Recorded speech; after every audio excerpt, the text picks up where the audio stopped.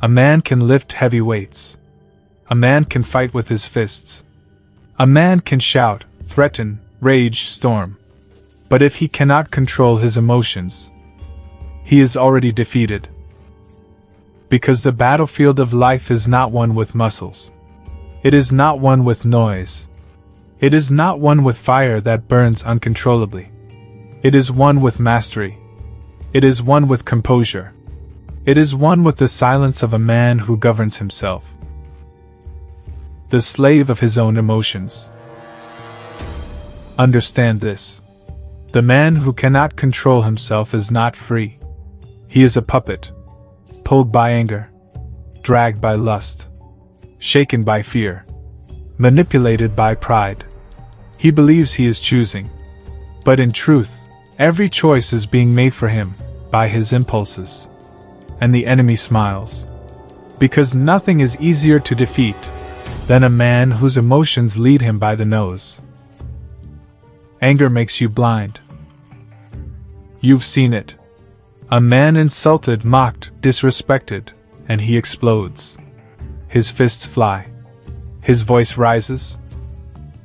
His chest puffs up like he's a king. But look closer. He is not powerful. He is predictable. Anger makes him blind. Blind to strategy. Blind to consequence. Blind to the traps being laid for him. Any enemy worth his salt doesn't need to fight such a man. He only needs to provoke him. And the man will destroy himself. That's why uncontrolled anger is not strength. It's weakness wearing a mask. Lust makes you weak. Another man is controlled not by anger, but by lust. His entire life bends to it. His time, his money, his energy, all wasted chasing women, chasing pleasure, chasing release. He thinks he is a man because he conquers women. But in truth, he is conquered. A slave to his lower nature. A prisoner of his body. A king who handed over his crown to dopamine. Tell me, what war can such a man fight? What empire can he build? What legacy can he leave, when every ounce of his strength is drained chasing a moment's pleasure? Lust is not freedom. Lust is chains. And the man who cannot control it will bleed his potential into the dirt. Fear makes you surrender. Then there is fear, the silent killer of dreams. Fear whispers in his ear, "Don't try. Don't risk it. Stay safe. Hide." And so he does. He hides. He avoids. He postpones. He talks big, but moves small. A man ruled by fear is already defeated before he begins. Because he doesn't need an enemy. He is his own. Pride makes you fall. The last trap is pride. The man who cannot control his ego will drown in it. He will think he knows everything. He will refuse correction. He will despise humility. And when reality hits, as it always does, he will fall harder than anyone else. Because pride blinds a man to his weaknesses. And a weakness unseen is a weakness undefeated. The man who governs himself. Now contrast this with another kind of man. A man who feels anger, but controls it. Who feels lust, but masters it. Who feels fear, but acts anyway. Who feels pride, but keeps it in check. This man is unshakable. He cannot be manipulated. He cannot be provoked. He cannot be baited into destruction. His enemies fear him. Not because of his noise, but because of his silence. Not because of his fists, but because of his mind. Not because of his emotions, but because of his control over them. This is true power. Not to be unfeeling, but to feel deeply, and still remain unbroken. War is emotional discipline. Every war, in business, in relationships, in life, is a war of emotions. Whoever controls his emotions, controls the battlefield. Think of the negotiator who stays calm while the other man yells. Think of the leader who stays steady when chaos breaks loose.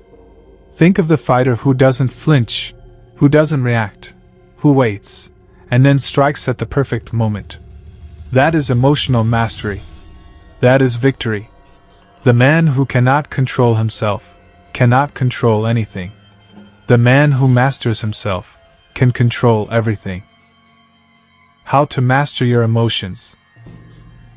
Emotional mastery is not built in a day. It is forged in silence. When anger rises, you practice restraint. When lust burns, you redirect it into discipline. When fear whispers, you move anyway. When pride swells, you humble yourself. Every day, life tests you. Every day, people will provoke you, tempt you, mock you, mislead you. And every day, you either react like a slave or respond like a king. The calm man is dangerous. Understand this. The calm man is the most dangerous man in the room. Because he is not led by impulse. Because he sees clearly. Because he chooses his moment. While the weak man burns himself out screaming and swinging wildly. The calm man is studying, waiting, conserving. And when he moves, it's over. That is why the calm man always wins. Because while others fight battles of ego, he fights only battles that matter. The test of manhood. Control is the true test of manhood. Not how loud you are. Not how many women you bed. Not how many fights you pick. But whether you can look your demons in the eye and still remain unbroken. A man who cannot control himself is a boy, no matter his age. A man who can govern himself is a king, no matter his circumstances. The final truth. Remember this. A man who can't control his emotions is already defeated. Because he will lose battles that never even began. He will destroy himself before the enemy even strikes. He will hand over his power without realizing it. But the man who rules himself? He is untouchable. He is unstoppable. He is inevitable. Because once you control your emotions, you control your mind. Once you control your mind, you control your actions. And once you control your actions, you control your destiny. That is victory. That is manhood. That is power.